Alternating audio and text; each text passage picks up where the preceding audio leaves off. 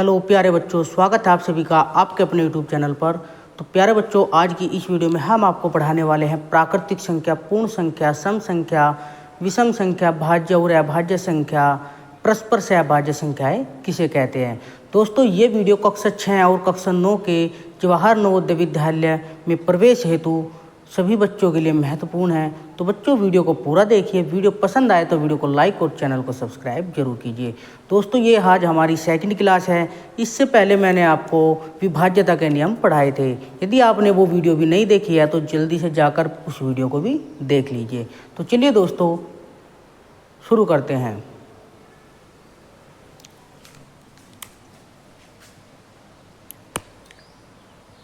प्राकृतिक संख्या।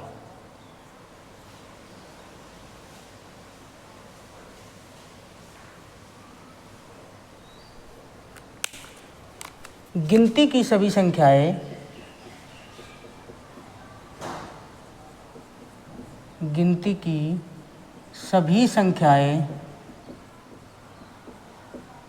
प्राकृतिक संख्याएं कहलाती है।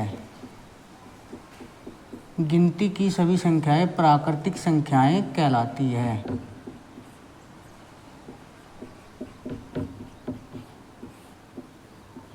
जैसे 1, 2, 3, 4, 5, 6, 7, 8, 9, 10, 11, आप कहीं तक भी ले जा सकते हैं। अनंत तक ये संख्याएं होती है।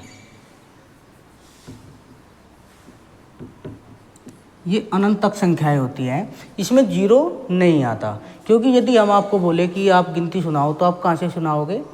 1, 2, 3, 4, 5, 6, या फिर आप बोलोगे 1, 2, 3, 4, 5, 6। ठीक है, इस तरह आप बोलोगे। तो प्राकृतिक संख्या किसे कहते हैं? गिनती की सभी संख्याएं प्राकृतिक संख्याएं कहलाती है। उसके बाद देखिए, पूछा जाए कि सबसे छोटी प्राकृतिक संख्या क्या है, तो एक सबसे छोटी प्राकृतिक संख्या है। तो नोट करके लिखना है आपको। नोट, एक सबसे छोटी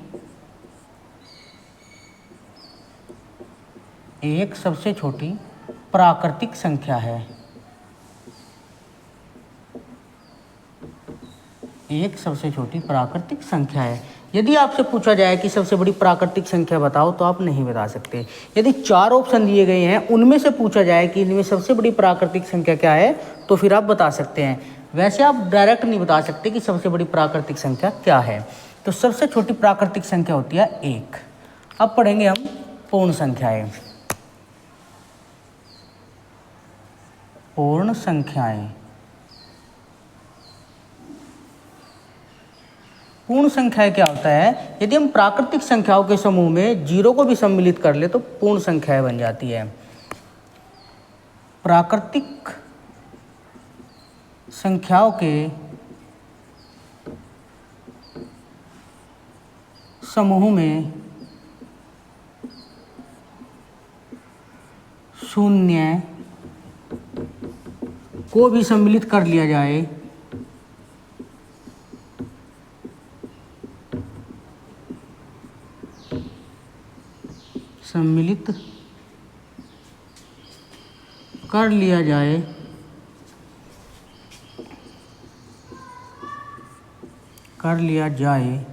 तो पूर्ण संख्याओं का समूह बनता है। पूर्ण संख्याओं का समूह बनता है।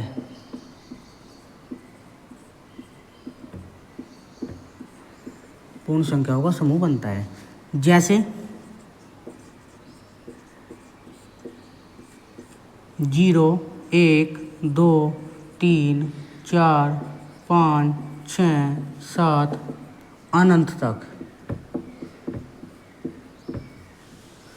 यदि इसमें पूछा जाए कि सबसे छोटी सबसे छोटी पूर्ण संख्या बताओ, तो 0 सबसे छोटी पूर्ण संख्या होती है। नोट, 0 सबसे छोटी पूर्ण संख्या होती है। पूर्ण संख्या होती है। इसमें भी आप सबसे बड़ी पूर्ण संख्या नहीं बता सकते, क्योंकि सबसे बड़ी पूर्ण संख्या हो ही नहीं सकती। यदि आपको 4 ऑप्शन दिए गए हों उनमें आप सबसे बड़ी पूर्ण संख्या बता सकते हो। तो दोस्तों अब देखिए सम संख्या। सम संख्या वे संख्याएं जिनका इकाई का अंक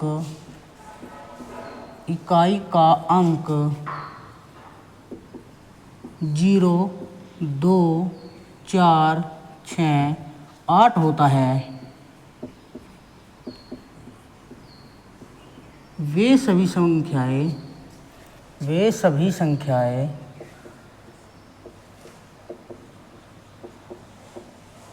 सम संख्या कहलाती है। वे सभी संख्याएं सम संख्या कहलाती है। जैसे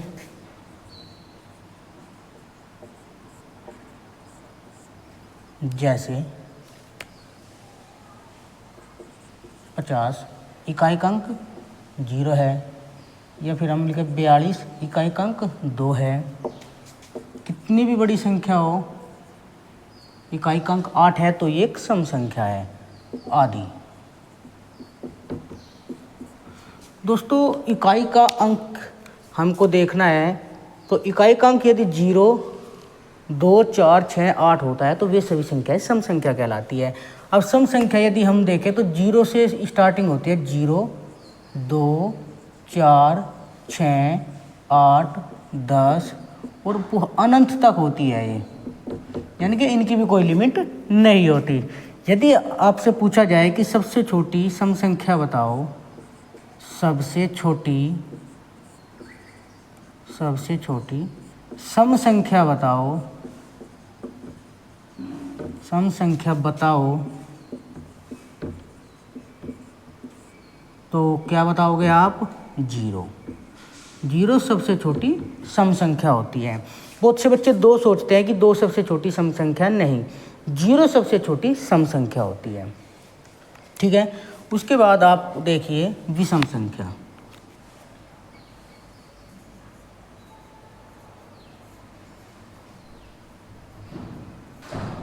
विषम संख्या वे संख्याएं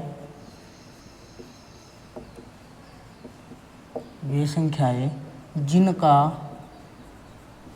इकाई अंक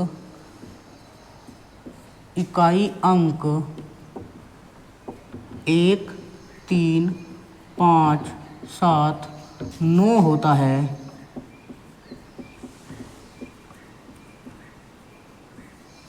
वे सभी संख्याएं विषम संख्याएं कहलाती है। विषम संख्याएं कहलाती है। जैसे 1, 3, 5, 7, 9, 11, 13, 15, 17, 19, 21 आदि अनंत तक होती है। दोस्तों सबसे बड़ी जो है विषम संख्या हम नहीं बता सकते, सबसे छोटी यदि हमें विषम संख्या बताना है तो हम बताएंगे 1। तो नोट, सबसे छोटी विषम संख्या 1 होती है। सबसे छोटी विषम संख्या क्या होती है? 1। अब देखिए दोस्तों अभाज्य संख्याएं।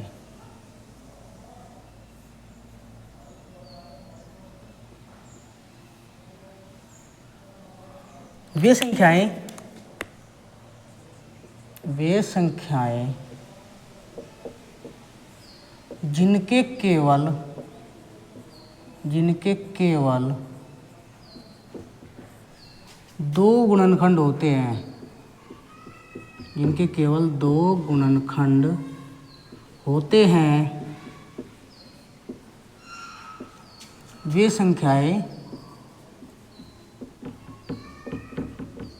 अभाज्य संख्याएं कहलाती है। अभाज्य संख्याएं कहलाती है। जैसे 2, 3, 5, 7, 11, 13, 17, 19, 23, 29 अनंत तक। दोस्तों अभाज्य संख्या क्या है? वे संख्या है जिनके केवल 2 गुणनखंड होते हैं, केवल 2 गुणनखंड होते हैं, वे संख्याएं अभाज्य संख्या कहलाती है। तो दोस्तों 2 सबसे छोटी अभाज्य संख्या होती है। अब हम 2 गुणनखंड की बात करें तो 2 को यदि हम डिवाइड करें तो 1 से हो सकता है और 2 से हो सकता है। अब कोई से भी उदाहरण ले लीजिए, मान लो हमने 17 लिया तो 17 1 से डिवाइड होगा और 17 से। हमने 29 लिया, 29 1 से भाग हो सकता है और 29 से। तो इनके पास केवल 2 गुणनखंड है, इसलिए ये अभाज्य संख्याएं हैं। अब यदि हम 1 की बात करें, यदि हम संख्या 1 की बात करें तो 1 के पास केवल 1 गुणनखंड होता है, इसलिए इसे न तो भाज्य संख्या माना जाता न ही इसे अभाज्य माना जाता। तो अब हम यदि देखें, इससे भी कुछ प्रश्न बन सकते हैं छोटे छोटे जो एग्जामों में बार बार पूछे गए हैं। जैसे यदि आपसे पूछा जाए सबसे छोटी अभाज्य संख्या, सबसे छोटी अभाज्य संख्या, यदि आपसे पूछा जाए कि सबसे छोटी अभाज्य संख्या क्या है तो 2 सबसे छोटी अभाज्य संख्या है। यदि पूछा जाए सबसे छोटी सम अभाज्य संख्या, सबसे छोटी सम अभाज्य संख्या, तब भी 2 ही होगा, क्योंकि 2 एक सम संख्या भी है और अभाज्य भी है। यदि आपसे पूछा जाए कि सबसे छोटी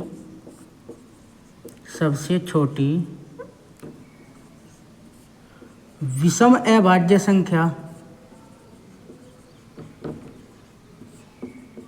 सबसे छोटी विषम अभाज्य संख्या, तो फिर आप कहोगे 3, क्योंकि 3 सबसे छोटी विषम और अभाज्य दोनों संख्या है, विषम संख्या भी है और अभाज्य भी है।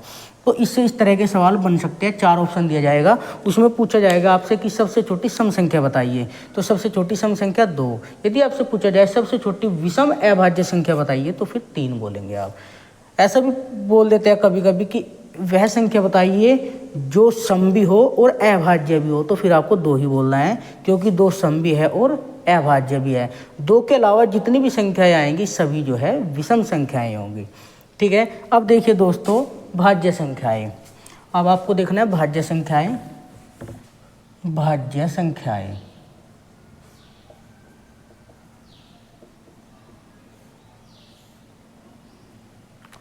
वे संख्याएं जिनके पास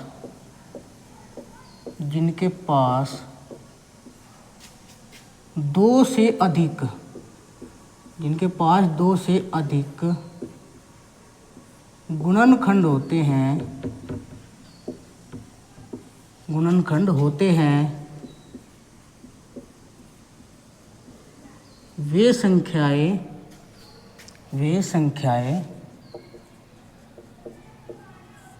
भाज्य संख्याएं कहलाती है।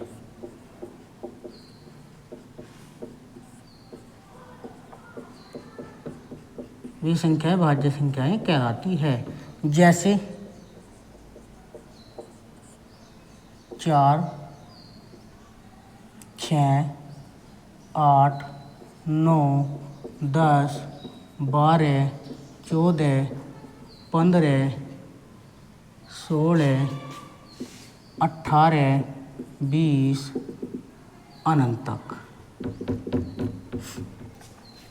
तो सबसे छोटी यदि भाज्य संख्या आपसे पूछा जाए तो 4 सबसे छोटी भाज्य संख्या होगी। तो नोट करके आप लिख सकते हैं सबसे छोटी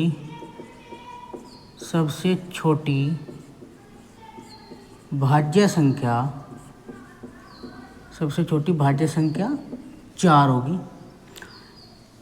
अब यदि हम पूछे आपसे कि सबसे बड़ी भाज्य संख्या बताओ, तो फिर आप नहीं बता सकते, क्योंकि सबसे बड़ी भाज्य संख्या बताना संभव नहीं है, क्योंकि उससे भी बड़ी फिर भाज्य संख्या हो जाएगी अब आपको देखना है कि 2 से अधिक का क्या मतलब है।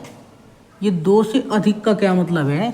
2 से अधिक का मतलब है यदि हम जैसे 4 लेते हैं, 4 को यदि हम 1 से भाग दें तो भाग लग जाएगा, 2 से भाग दें तो भी भाग लग जाएगा, 4 से भाग दें तो भी भाग लग जाएगा।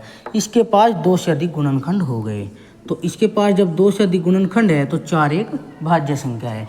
आप कोई सा भी संख्या ले सकते हैं, जैसे हमने लिया 15, 15 को यदि मैं 1 से भाग दूँ तो भाग लग जाएगा, 3 से भाग दे तो भी भाग लग जाएगा, 5 से भाग दे तो भी भाग लग जाएगा, और 15 से भाग दे तो भी भाग लग जाएगा।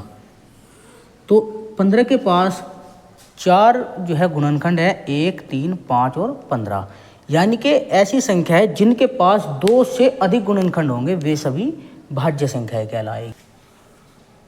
दोस्तों अब है परस्पर सह अभाज्य संख्या। परस्पर सह अभाज्य संख्या। तो परस्पर सह अभाज्य संख्या क्या होती है? वे संख्याएं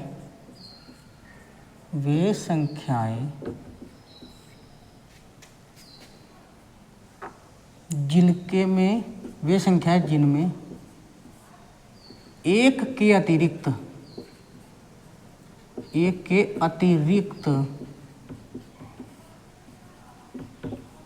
कोई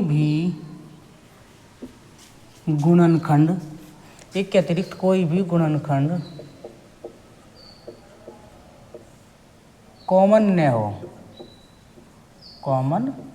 न हो, वे संख्याएं परस्पर सह अभाज्य संख्याएं कहलाती है। परस्पर सह अभाज्य संख्याएं कहलाती है। जैसे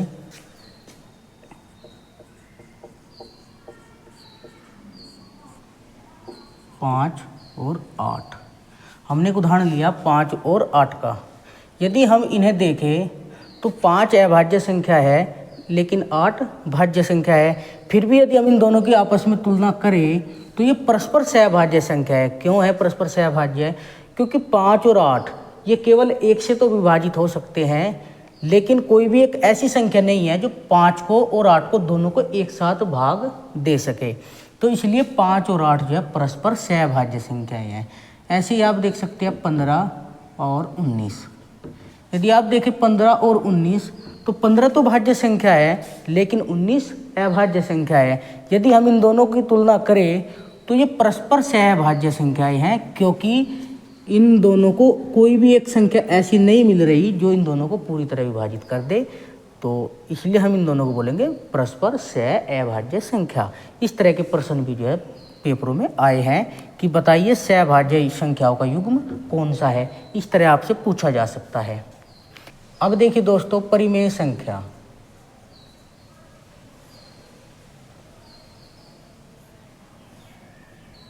परिमेय संख्या किसे कहते हैं?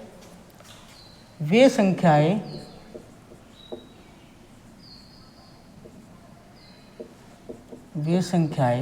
जिन्हें हम P बटा Q का मतलब होता है अंश बटे हर के रूप में लिख सकते हैं।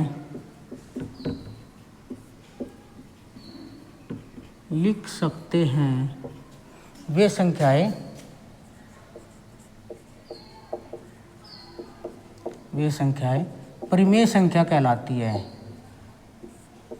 परिमेय संख्या कहलाती है जहां Q is not equal to 0। कहने का मतलब है कि वे संख्याएं जिन्हें हम P बटे Q के रूप में लिख सकते हैं परिमेय संख्याएं तो कहलाती है, लेकिन हर जो है 0 नहीं होना चाहिए। जैसे कि मैं आपको बताऊं कि 15/0 इस तरह नहीं होना चाहिए, ये परिमेय संख्या नहीं मानी जाएगी, क्योंकि बटे में कभी भी 0 नहीं होना चाहिए, हर का मान 0 नहीं होना चाहिए, तो वे परिमेय संख्याएं कहलाएगी। उदाहरण के तौर पे जैसे 5, 7, 8, 9, 22/7, 6/13, 8/17 आदि। ये संख्याएं जो है परिमेय संख्याएं। अब आप कहोगे कि इसमें तो हर है ही नहीं, तो देखो दोस्तों, किसी भी संख्या के बटे में हम 1 रख सकते हैं, क्योंकि बटे का 1 जो है संख्या को माना जाता है कि 1 से भाग देना। यदि हम किसी भी संख्या को 1 से भाग देते हैं तो कोई भी फर्क नहीं पड़ता, तो इसलिए ये भी परिमेय संख्याएं हैं। ये सभी जो है परिमेय संख्या है। अब देखिए दोस्तों, अपरिमेय संख्या। अपरिमेय संख्या,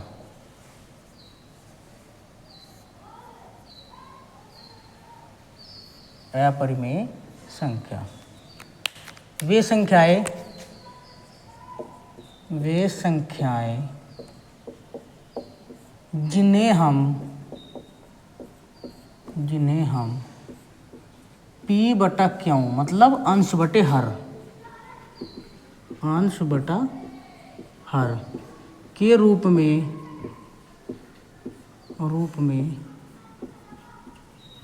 नहीं लिख सकते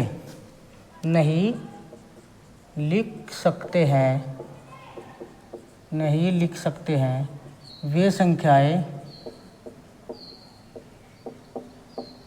अपरिमेय संख्या कहलाती है। वे संख्याएं अपरिमेय संख्या कहलाती है।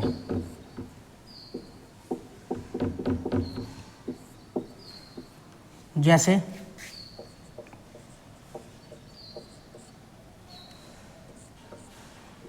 3.1414 और ऐसे कोई संख्या करके आ जाए।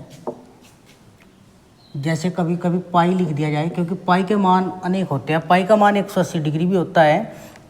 यदि हम देखें, पाई का मान 180 डिग्री भी होता है, पाई का मान 22/7 भी होता है, और पाई का मान 1.414 और आगे भी चलता है, इसी तरह चलता है।